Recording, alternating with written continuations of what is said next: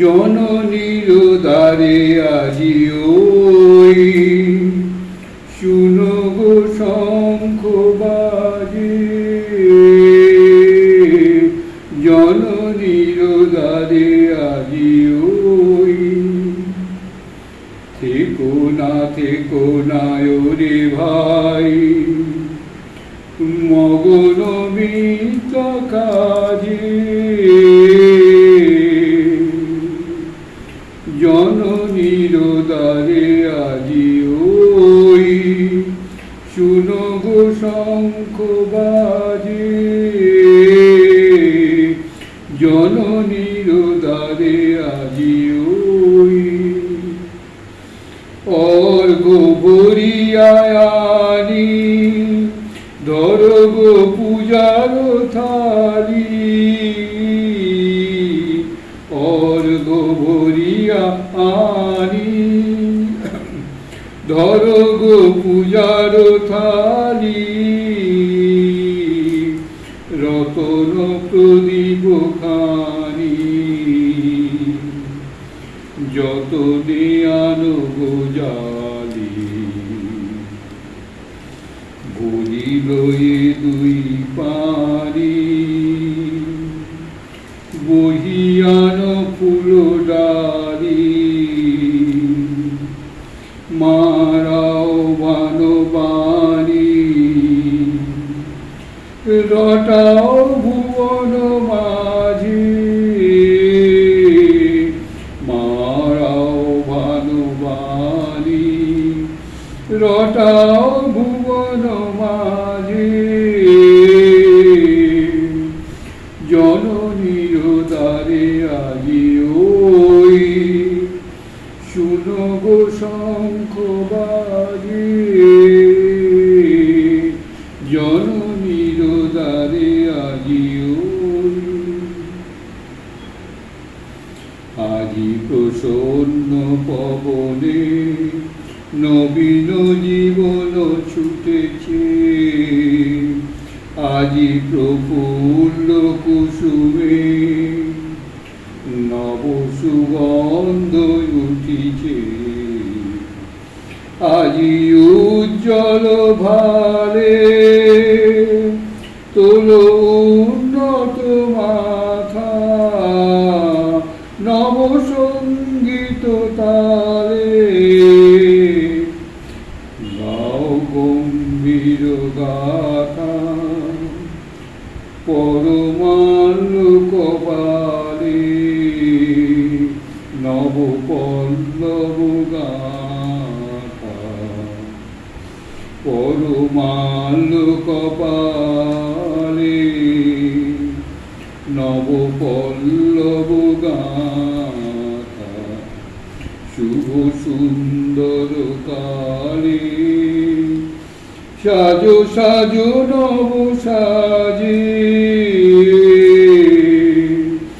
জননীর দ্বারে আজি ওই শুনো গো শঙ্খ বাজে, জননীর দ্বারে আজি ওই। বেলুড়মঠে ঠাকুরের কথা। তো পাটনা আশ্রমে এসছেন ওই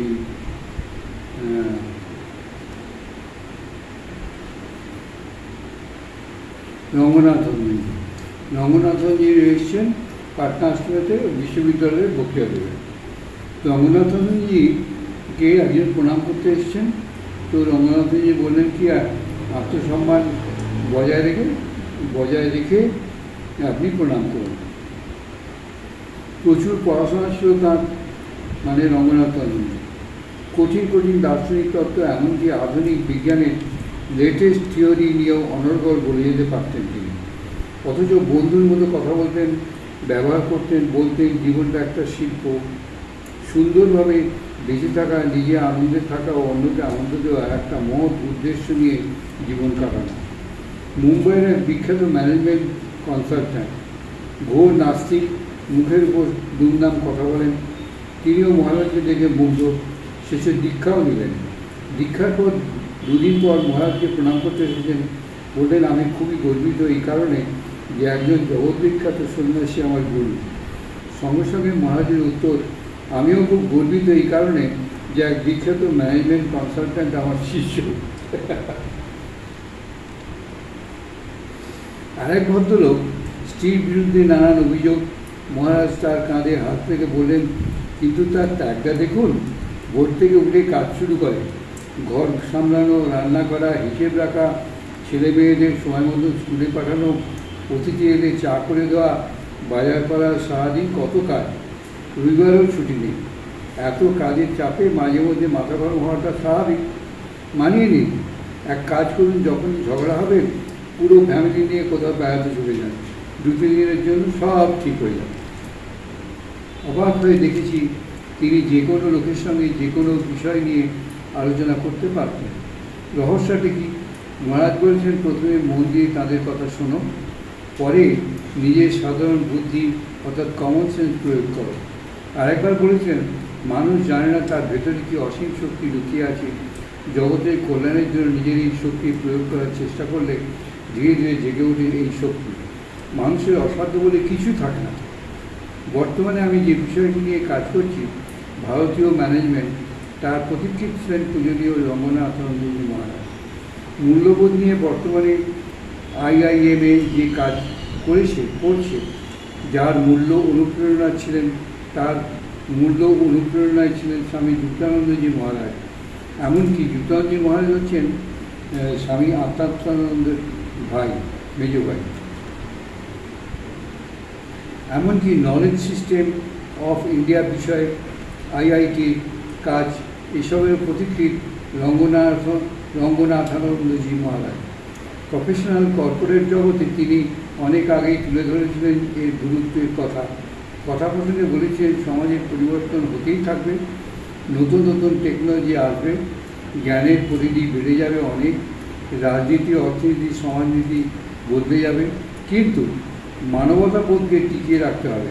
এটাই কেন্দ্র, বাকি সব পরিধির বিন্দু। মানুষের সবচেয়ে বড় সম্পদ তার মনুষ্যত্ব।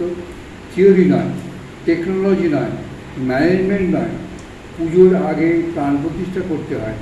আজ বিজ্ঞানের মধ্যে, টেকনোলজির মধ্যে, ম্যানেজমেন্টের মধ্যে এই মনুষ্যত্বের প্রাণ প্রতিষ্ঠা করতে হবে।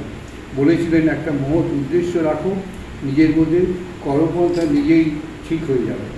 বাবারে, কি বিরাট জ্ঞানের কথা! সত্যি আমরা যদি সামান্য কিছু নিতে পারতাম